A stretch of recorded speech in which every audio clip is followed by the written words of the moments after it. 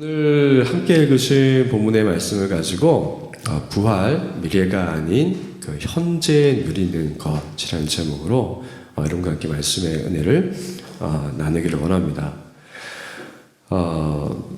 오늘 함께 읽으신 이 본문의 말씀은요, 우리에게 예수님이 우리에게 보여주신 부활, 그리고 그분의 우리에게 말씀하신 영생이 먼 미래에 있을 일이 아니라 지금 우리가 부활하였고, 이미 부활하였고, 지금 우리가 영원한 생명을 살고 있다고 우리에게 말씀하십니다. 우리가 이 말씀 앞에서 우리 자신에게 질문을 해야겠죠. 어떤 질문을 했냐면은, 우리는 본문에서 유대인들이 생각하고 있는 것처럼 우리의 부활과 또 우리의 영원한 삶이 먼 미래에 어느 순간에 예수님이 오실 때에 부활하고 영원한 삶이 시작되는 것이라고 믿는지, 아니면은 이미 예수님을 믿음으로 우리는 부활하였고 영원한 생명이 시작되었다는 것을 믿는지, 이것을 우리 마음속에 먼저 질문을 해 보아야 할 것 같습니다. 여러분은 어떻게 믿으십니까? 여러분은 이미 부활했고 영생을 살고 있다고 믿으십니까? 아니면 앞으로 어느 날에 예수님께서 오시면 그날에 부활하고 영생을 살게 될 거라고 믿으십니까?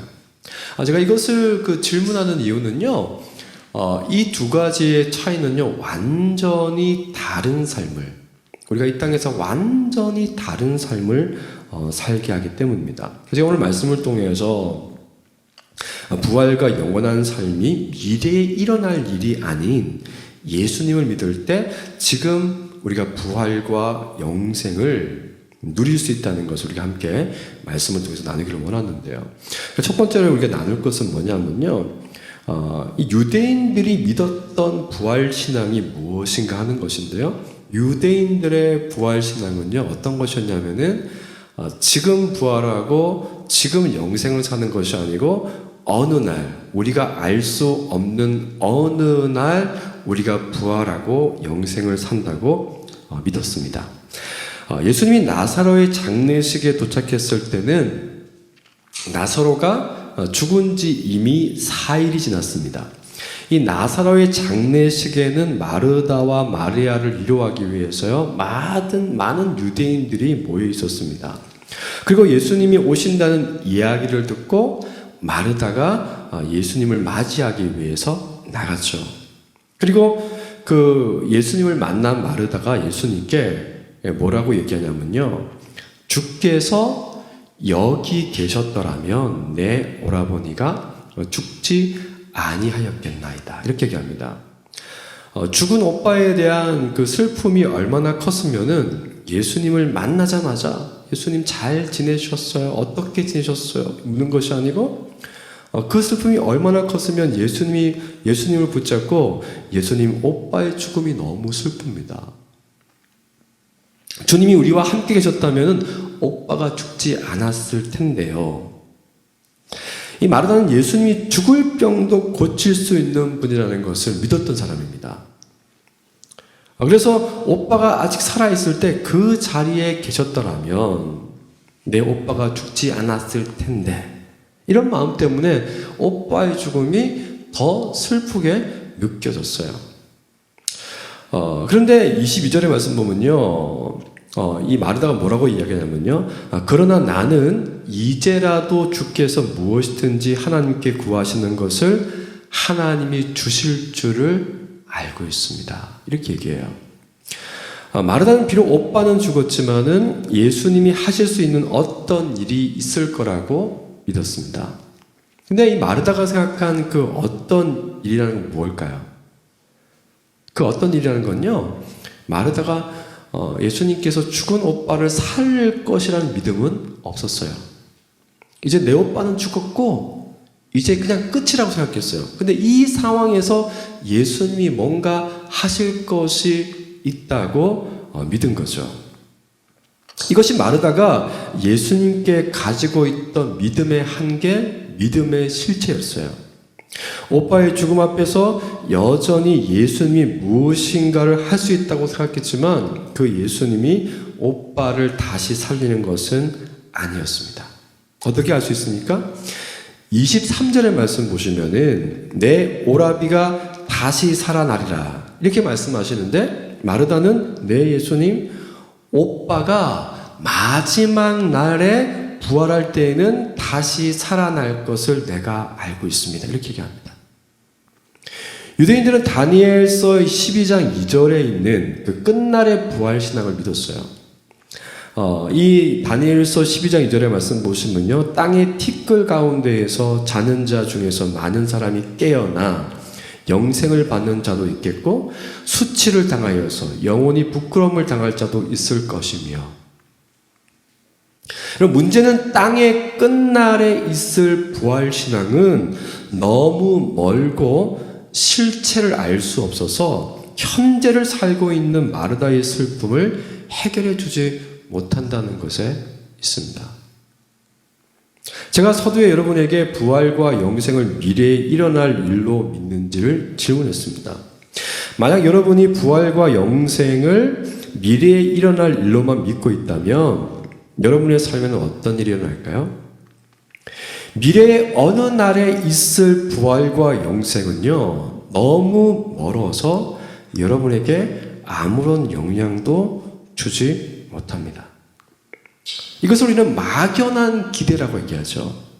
미래에 일어날 일이 현재를 살고 있는 사람에게 영향을 주려면요, 미래를 기대할 수 있는 그 미래에 약속된 그 일에 대한 실체가 있어야 됩니다. 확실한 증거가 있어야 됩니다. 예를 들어서 누군가가 여러분에게 당신은 미래의 부자가 될 겁니다. 그런 이야기를 하는 거예요. 근데 여러분이 내가 미래의 부자가 될 것이라는 것을 어느 정도 확신하기 위해서는 내가 한 달에 단 10,000원이라도 벌어야 돼요. 근데 나는 10원도 못 벌고 있어요. 근데 계속해서 누군가 당신은 미래의 부자가 될 겁니다. 이야기하는 거예요. 근데 그렇지 않고 누군가 나한테 당신은 미래의 부자가 될 거라고 얘기하면서 매달 10,000원이라도 벌고 있어요. 근데 그 10,000원이 20,000원이 되고 30,000원이 되는 거예요. 점점 수입이 조금씩 생겨요. 나는 지금 부자는 아니지만 앞으로 부자가 될 것이라는 그 기대가 막연한 것이 아니라 어느 정도 실체가 있습니다. 근데 여러분, 그래서 당시 유대 사회가 가지고 있었던 미래의 부활 신앙에 대한 맹점이 바로 이것이었습니다. 부활은 죽은 사람이 다시 살아날 것이라는 기대죠. 그러면 미래에 일어날 부활의 신앙이 현재를 살고 있는 마르다에게 기대를 가지게 하려면 무엇이 필요하겠습니까? 죽은 사람이 다시 살아난다라는 그 부활 신앙을 믿기 위해서는, 기대하기 위해서는 무엇이 필요했을까요? 적어도 역사적으로 한 사람 정도는 죽었다가 살아나야 되는 거예요. 적어도 한 사람 정도는 살아나야 되는 거예요. 그것을 보아야지 미래의 부활 신앙을 가질 수가 있는 겁니다. 여러분, 제가 말씀드리고 싶은 것은 바로 이것입니다. 유대 사회에 옛날부터 전해져 오던 부활 신앙이 있었지만요, 그 부활 신앙은 실체가 없었습니다. 예수님이 오시기 전까지 누구도 살아난 적이 없어요. 그러니까 현실은 어떻습니까? 죽음이 사람들을 여전히 지배합니다.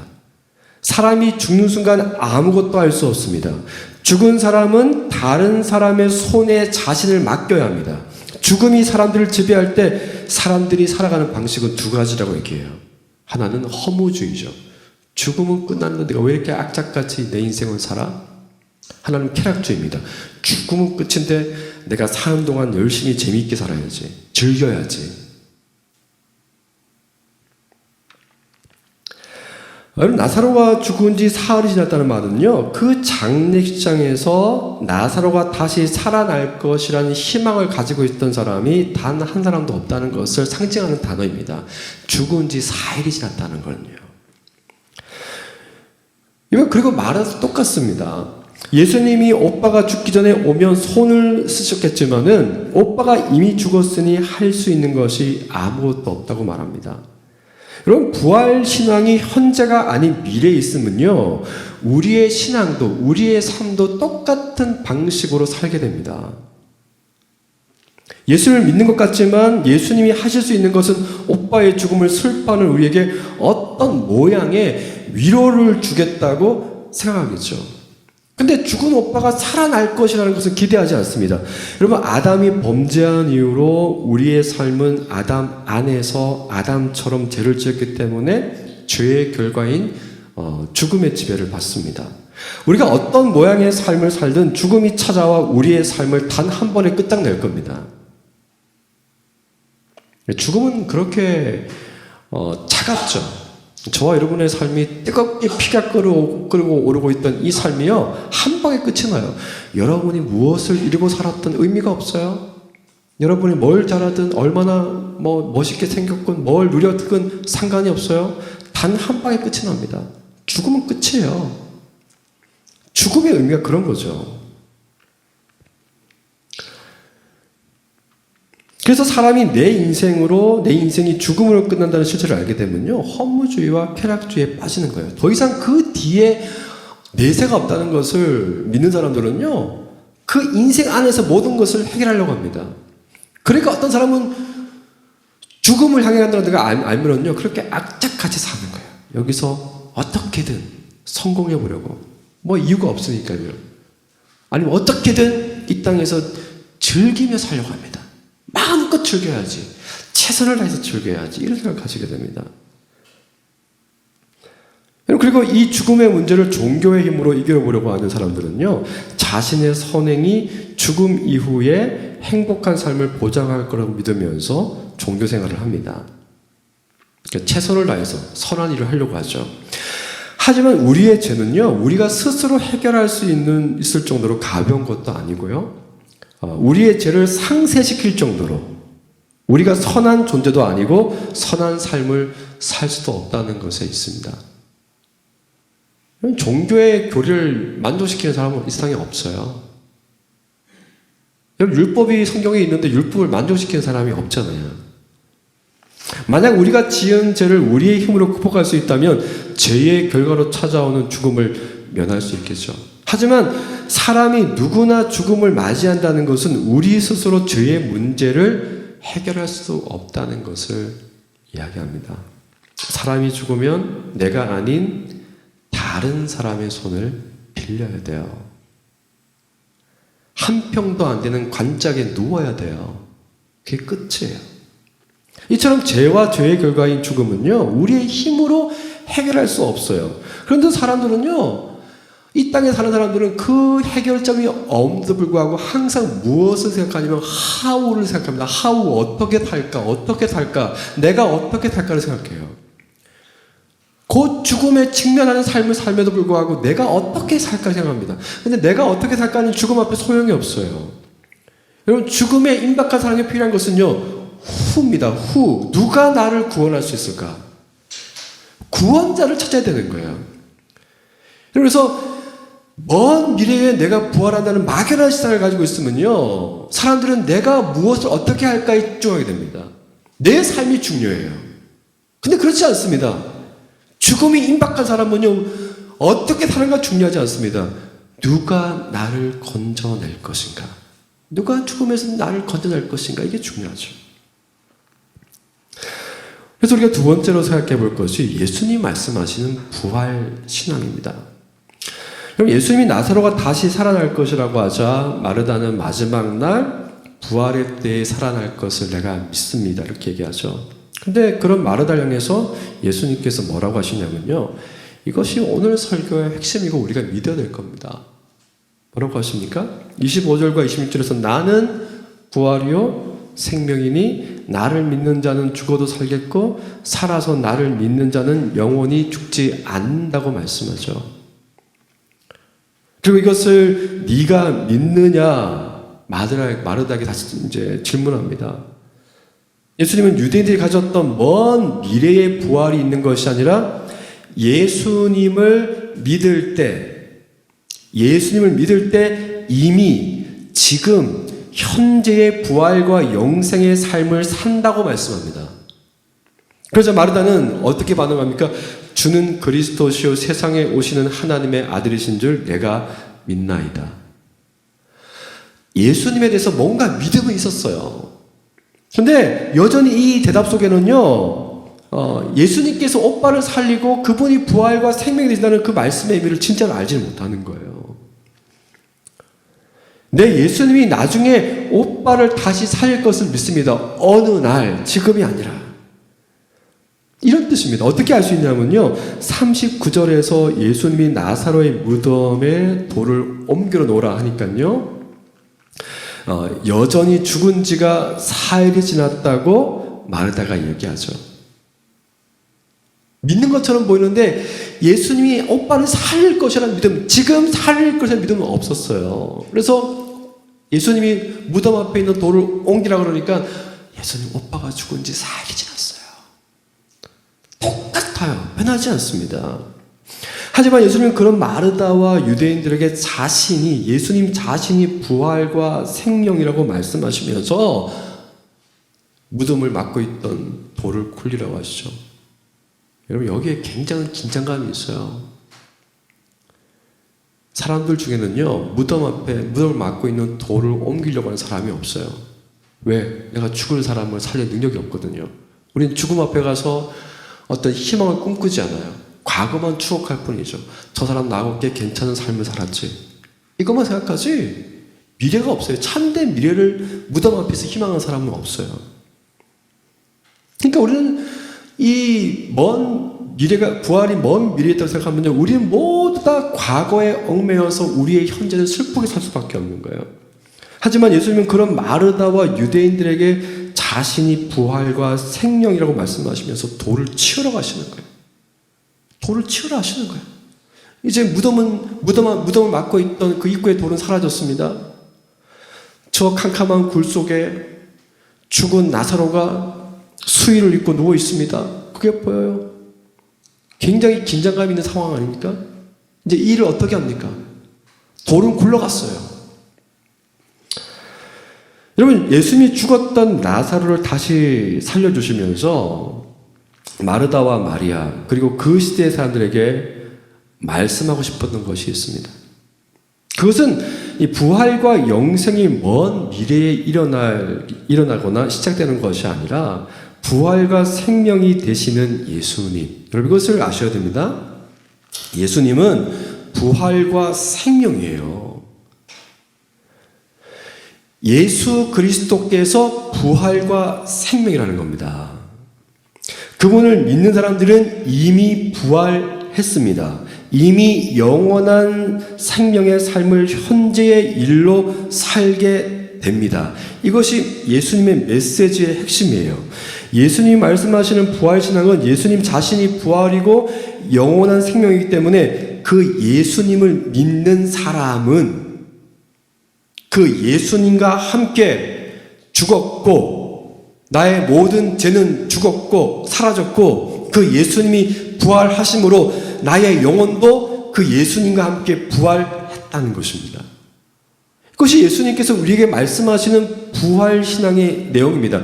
예수님께서 부활이고 생명이기 때문에 그와 연합된 자, 그를 믿는 자, 그래서 그를 믿기 때문에 그분이 우리의 죄에 대해서 죽으신 것, 그분 때문에 우리의 모든 과거의 죄와 죽음은 사라졌다는 거예요. 그리고 그분이 부활하심으로 우린 그분과 함께 우리의 영이 지금 부활했다는 거죠.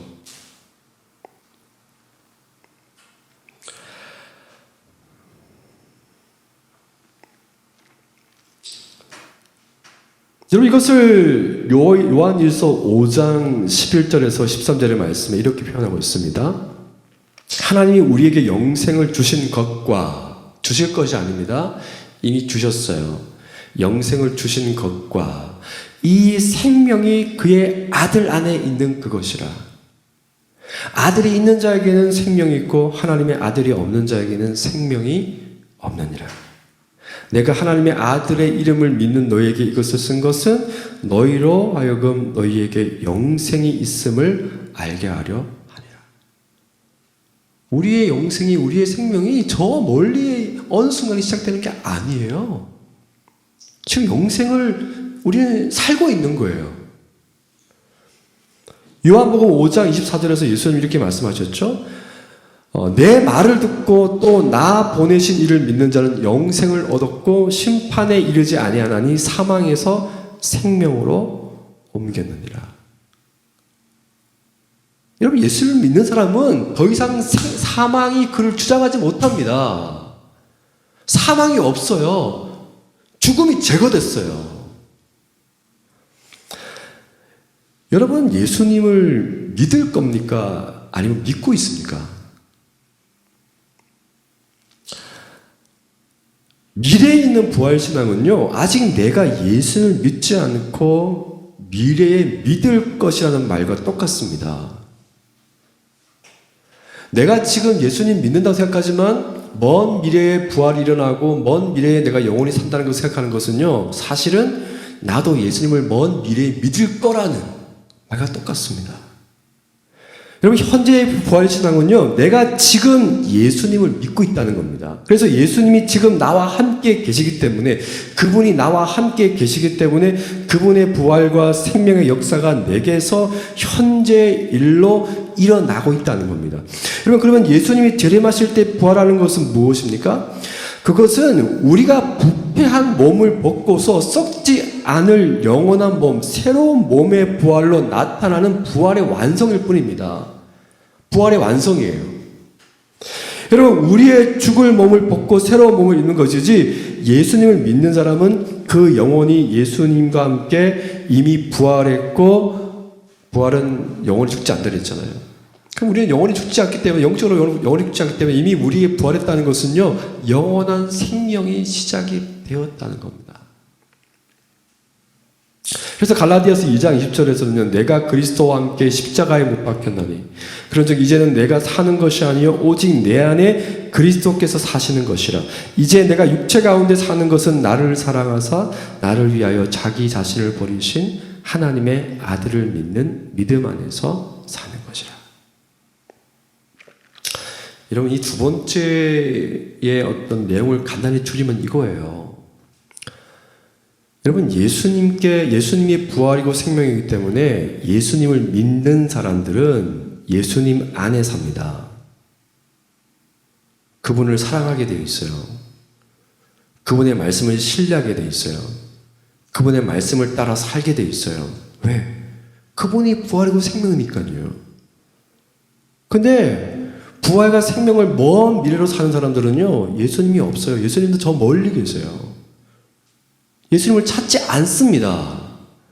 그분의 말씀을 신뢰할 수 없습니다. 그분의 삶이 내 삶의 기준이 안 됩니다. 나는 여전히 하우로 살고 있어요. 내가 어떻게 살지에 집착하죠. 누가 나를 구원하신가를 알게 되면은 구원자 예수 그리스도가 나의 부활과 생명이라서 믿게 되면요, 내가 어떻게 살까 아니라 누가 구원자인지를 알고 그 예수님 안에서 자신의 삶을 사는 거라고요. 여러분, 이것이 부활 신앙을 지금 현재 사는 거예요. 여러분이 지금 부활 신앙에서 예수님 말씀하신 지금의 부활 신앙, 내가 지금 부활과 영생을 살고 있다는 그 믿음은요, 사실은 예수님과 지금 내가 함께 살고 있다는 의미예요. 내가 예수님 안에 있다는 거예요. 예수님과 더불어 나는 죄에서 죽었고 예수님과 더불어 나는 부활했다는 거예요. 예수님이 나의 생명이고 나의 모든 것이라는 겁니다. 그러니까 예수님 안에서 자신의 모든 것이 결정나는 거예요. 이것이 부활신앙의 의미입니다. 예수님을 떠나지 않아요. 예수님 없이는 자신의 삶을 정의하지 않아요. 예수님 모든 것이죠.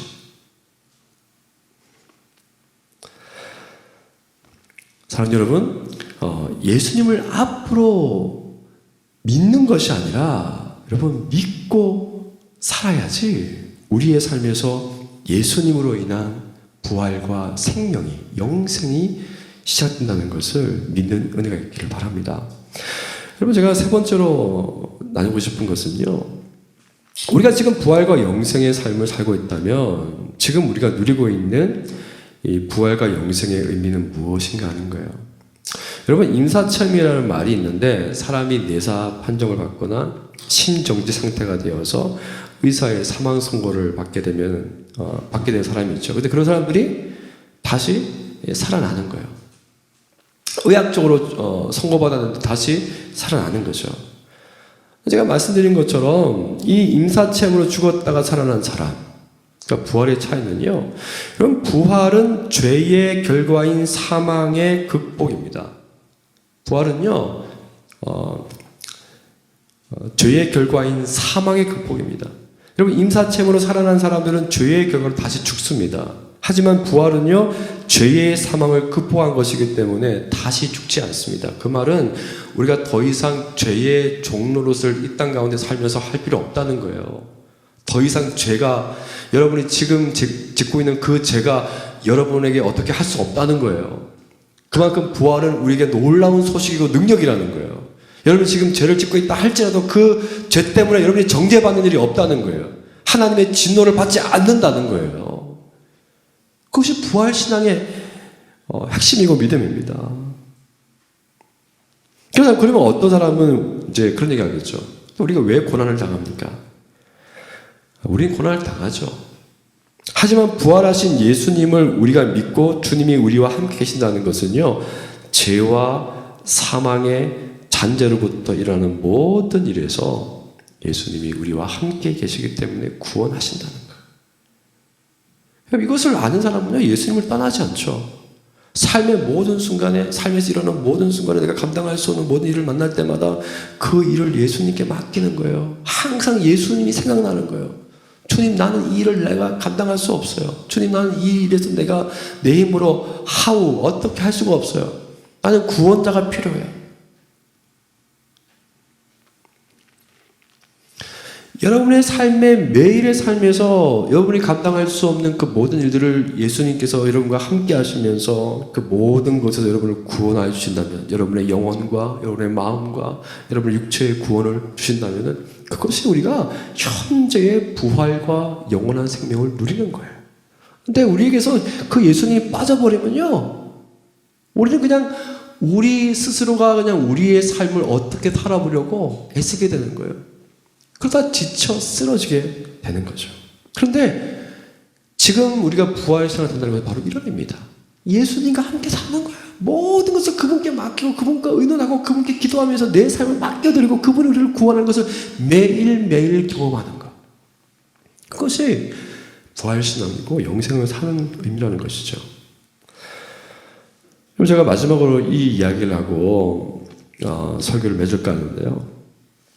여러분, 이 예수님께서 우리의 부활이 되시기 때문에, 우리의 생명이 되시기 때문에 우리는 그분을 믿어서 지금부터 부활의 삶과 영생의 삶을 살게 되는데요.